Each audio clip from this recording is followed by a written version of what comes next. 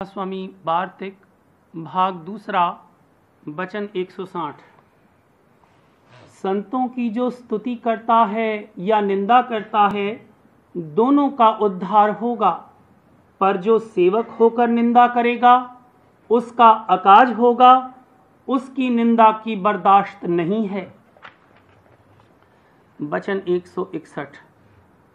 फायदा अंतर के सुनने और मानने से होता है, बाहर के कहने और सुनने वालों के वचन में असर नहीं होता, क्योंकि बहुत से पंडित और भेख पोथियां पढ़ाते और सुनाते हैं, पर जरा भी असर उनके दिल में नहीं दिखता। वचन 162। जब तक सद्गुरु की दया न होगी तब तक जीव को निश्चय नहीं आवेगा, और जिसको सद्गुरु के चरणों में प्रीत और प्रतीत है उसी को दया पात्र समझना चाहिए। बहुत से लोग ये चाहते हैं कि हमारे रिश्तेदार और कुटुंबियों को सद्गुरु के चरणों में निश्चय आ जावे। ये चाह तो बुरी नहीं है, पर इतना समझना चाहिए कि जब तक सद्गुरु दया दृष्टि न फरमावेंगे तब तक प्रीत और प्रतीत आनी मुश्किल है। ये बात सद्गुरु की मौज पर छोड़ देना चाहिए, क्योंकि जब वे चाहेंगे एक छिन में प्रीत और प्रतीत बख्श देंगे और संसार के जाल से निकाल लेवेंगे। वचन 163। संतों के सत्संगी को मरते वक्त तकलीफ नहीं होती, बल्कि और सूरता आ जाती है, क्योंकि वो पहले से मौत को याद रखता है और संसार में कारज मात्र बरतता है। उसकी संसार की जड़ पहले से कटी हुई है, जैसे कटे हुए दरख्त की हरियाली चंद रोज की है, इसी तरह संतों के सत्संगी का संसारी व्यवहार समझना चाहिए। वचन 164। संतों का सत्संग करना बहुत मुश्किल है। किसी का ये हाल है कि सत्संग करते हैं और फिर नहीं करते, यानी बैठे वचन सुनते नजर आते हैं पर मानने के वास्ते नहीं सुनते। फिर उनको सत्संग क्या फायदा करेगा? सुनना और समझना उनका ही दुरुस्त है जिनके हृदय में असर होता है और उसके मुआफिक थोड़ा या बहुत बर्ताव भी है। वचन 165। ग्रंथों में सब जगह थोड़ा या बहुत रौला पड़ा रहता है, कहीं एक बात का खंडन और कहीं मंडन किया है। जीव किसको माने और किसको न माने, इस वास्ते जब तक सद्गुरु पूरे न मिलें जीव की ताकत नहीं कि इस बात का निर्णय कर सके। ग्रंथ से गवाही मिल सकती है, मार्ग हाथ नहीं आ सकता। मार्ग के भेदी संत सद्गुरु हैं, ये उनसे मिलेगा और किसी से नहीं हाथ लग सकता है। वचन 166। साध वही है जिसने सब आश्रय छोड़कर एक सद्गुरु का आसरा साध लिया है और सब संतों का मूल मत जो शब्द है उसको दृढ़ कर पकड़ा है, और जिस काम में कि गुरु भक्ति में कसर पड़े उसको नहीं करता है।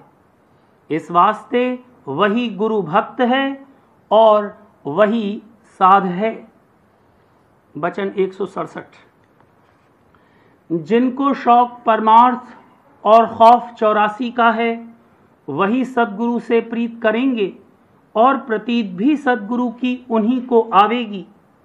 और जो पर्चा चाहते हैं और बिना पर्चे प्रतीत नहीं करते वो परमार्थी नहीं हैं, उनको सद्गुरु पर भाव नहीं आवेगा, और पर्चा देकर प्रतीत कराने की मौज नहीं है, क्योंकि पर्चे की प्रतीत का भरोसा नहीं है।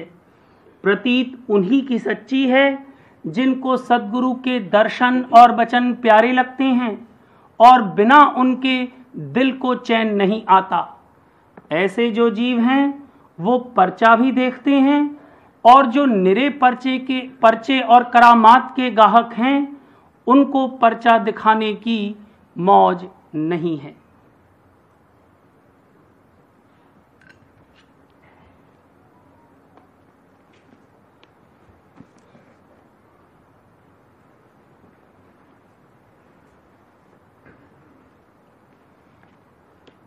प्रेमपत्र राहा स्वामी, चौथा भाग, प्रकार दूसरा।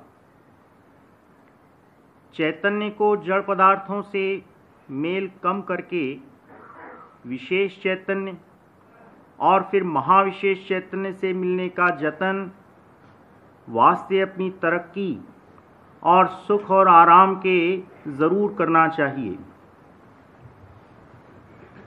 दुनिया में हर एक शख्स अपने से बड़े आदमियों से, जैसे महाराजा, राजा, अमीर और सेठ, साहूकार और विद्यावान और हुनरमंद से मिलना चाहता है, और चाहे कुछ मतलब उनसे निकले या नहीं, सिर्फ उनसे मुलाकात या जान पहचान करने में ही बहुत मगन होता है।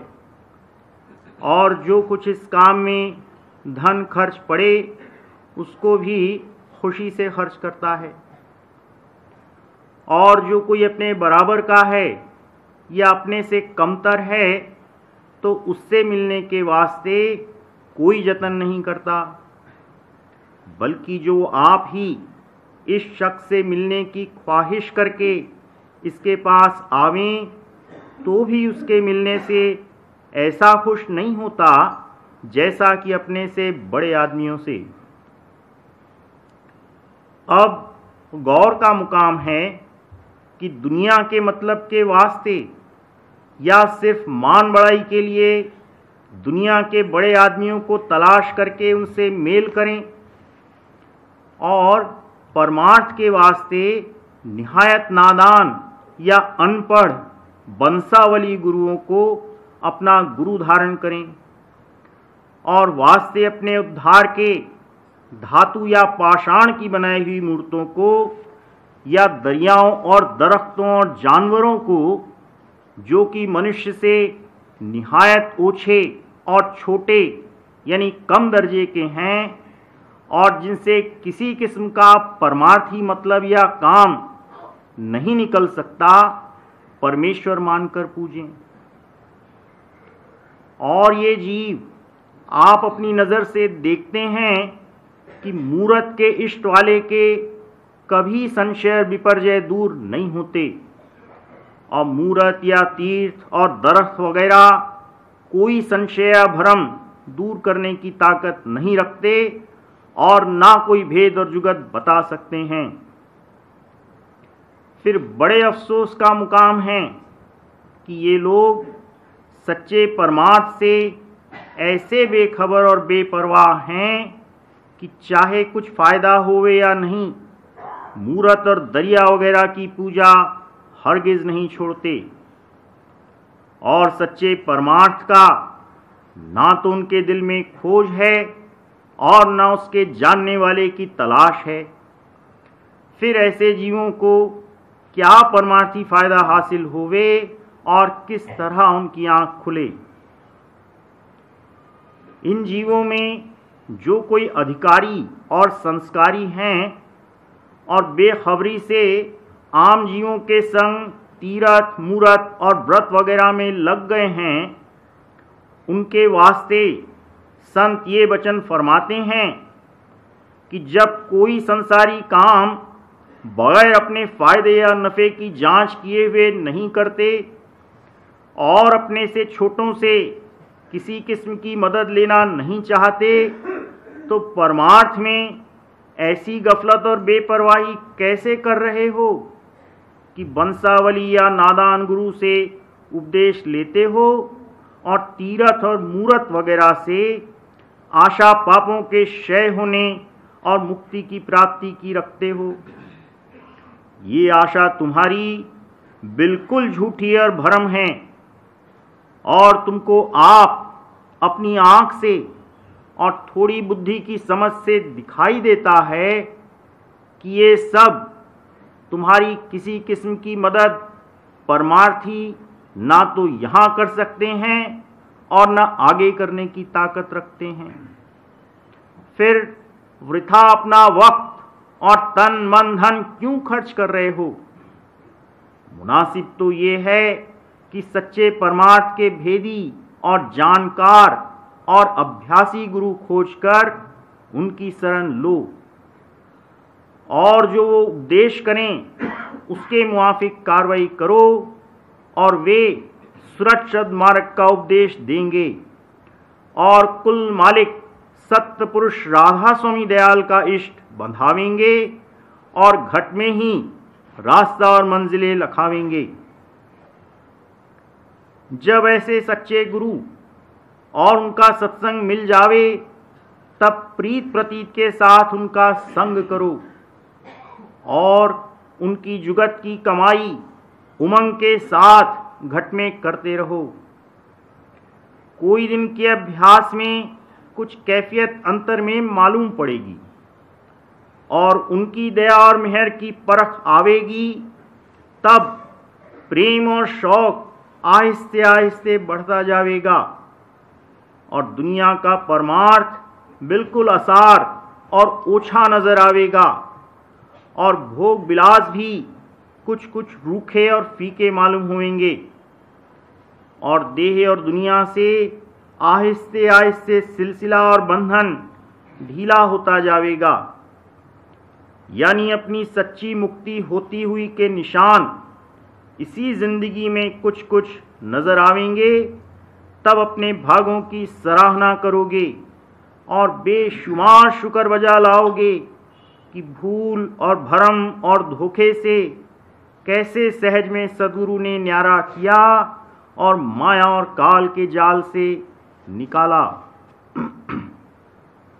इस वास्ते समझना चाहिए कि संत सद्गुरु और साध गुरु ही इस संसार में सच्चे विशेष चैतन्य और जीवों के हितकारी हैं, और कुल मालिक राधा स्वामी दयाल महाविशेष चैतन्य हैं, और उनका धाम और उसका रास्ता घट में है।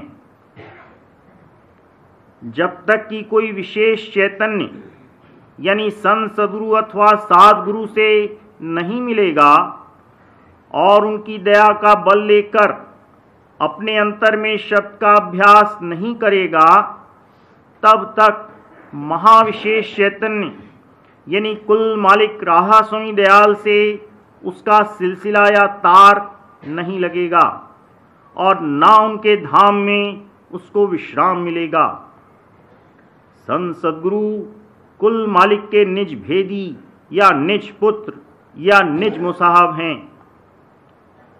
जो कोई सच्चे मन से उनका खोज और तलाश करेगा, उसका वे अपनी दया से संजोग चरणों में लगावेंगे और सत्संग और अभ्यास कराते हुए उसका परमार्थी भाग जगावेंगे, और एक दिन उसको धुरधाम में पहुंचाकर छोड़ेंगे।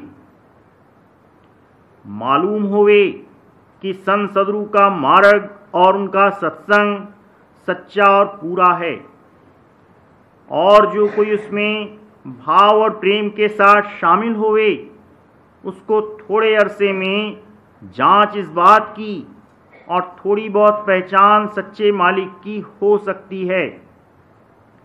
लेकिन मौज ऐसी है कि वास्ते छांटने सच्चे परमार्थियों के और दूर रखने निपट संसारी और रोजगारी और अहंकारी जीवों के संत अपनी और अपने सत्संग की निंदा कराते हैं। इस सबब से कोई जीव उनके सत्संग में आसानी से शामिल नहीं हो सकता जब तक कि उसके दिल में सच्ची लाग सच्चे परमार्थ की ना होवे। ऐसे अधिकारी जीव निंदा का कुछ ख्याल नहीं करते, बल्कि उसका भेद दरियाफ्त करके निंदकों को मूर्ख और नादान समझते हैं और शौक के साथ संतों का सत्संग और उनके अभ्यास की कार्रवाई करते हैं, और अंतर और बाहर उनकी दया की परख करके प्रीत और प्रतीत चरणों में बढ़ाते हैं, और फिर उन्हीं का एक दिन सच्चा और पूरा उद्धार होएगा। बाकी जीव जो इत्तिफाक से कभी सत्संग में आ जावेंगे, तो वचन सुनकर और अपने मन में कायल होकर इस खौफ से कि शायद दुनिया उनसे न छूट जावे, फिर सत्संग में सूरत नहीं दिखावेंगे।